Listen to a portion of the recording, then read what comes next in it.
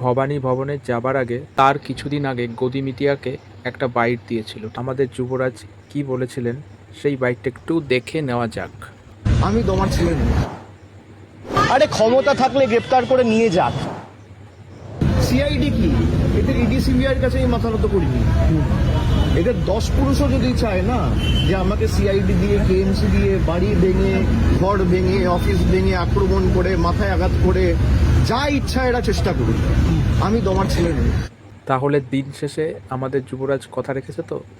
দেখতে পেলে তো যুবরাজ কি বলেছিল, যে বেঙ্গল পুলিশ লাগিয়ে দিন, ইডি লাগিয়ে দিন, সিআইডি লাগিয়ে দিন, যা কিছুই লাগিয়ে দিক না কেন, ঘর ভেঙে দিন, ধমকিয়ে চমকিয়ে যতই ভয় দেখাক না কেন, কোনোভাবেই তাকে দোষী সাব্যস্ত করতে পারবে না। কারণ কি, সে তো সেরকম কোনো দুর্নীতির সাথে যুক্তই নেই। আর কি বলুন তো, বিজেপি চায় সবসময় যে অভিষেক ব্যানার্জিকে দমিয়ে রাখতে। অভিষেক ব্যানার্জিকে দমিয়ে রাখতে পারলেই এদের কেল্লা ফতে। এর জন্যই তাকে এত বারবার করে ইডি দপ্তরে এখানে সেখানে শুধু হাজিরা দিয়ে বেড়াতে হয়।